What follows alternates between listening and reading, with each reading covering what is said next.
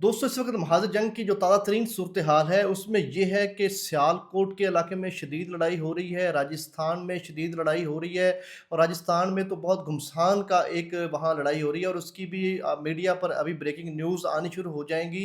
और दूसरी तरफ से पाकिस्तान आज़ाद कश्मीर वाली साइड LOC से भी इंडिया के अंदर LOC क्रॉस करके आगे तक घुस गया है और उनके मोर्चों पर पाकिस्तानी फ़ौज ने कब्ज़ा कर लिया है। और ये बंदयाल सेक्टर है जहां पर पाकिस्तानी फ़ौज ने उनके मोर्चों पर कब्जा कर लिया है और पाकिस्तानी फ़ौज मज़ीद पेशकदमी कर रही है। और उससे बड़ी एक जो चीज़ है, बगली हार डैम का जो शुमाली स्पेलवे है, पाकिस्तानी फ़ौज ने वो भी उड़ा दिया है।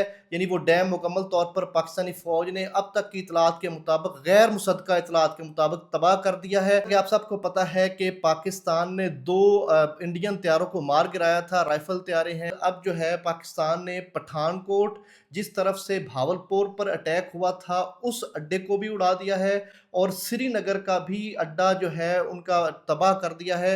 और इस तरह तकरीबन पाकिस्तान ने उनकी 8 आर्मी इंस्टॉलेशन पर अटैक किया है और उनको उड़ा दिया है।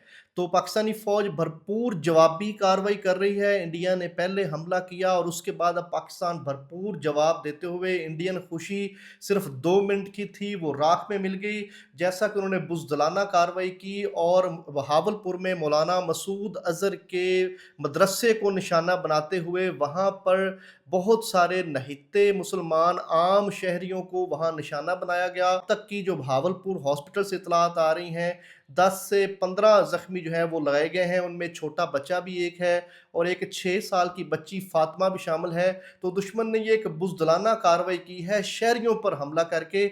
और किसी भी पाक फ़ौज या किसी भी ऐसे अड्डे या एयरपोर्ट या किसी भी ऐसी जगह को निशाना नहीं बनाया गया जहां पर हमारे पाक फ़ौज अलर्ट थी। बुज़दिलाना कार्रवाई करते हुए उन्होंने हमारे भावलपुर के नहित्ते शहरियों को निशाना बनाया है, जिसका जवाब पाकिस्तानी फ़ौज ने भरपूर तरीके से दिया और अब हर महाज पर पाकिस्तानी फ़ौज उनको जवाब दे रही है। इस वक्त जो एक अहमियत अख्तियार कर गया है वो सियालकोट का बॉर्डर है, वहाँ पे भी बहुत शदीद लड़ाई हो रही है।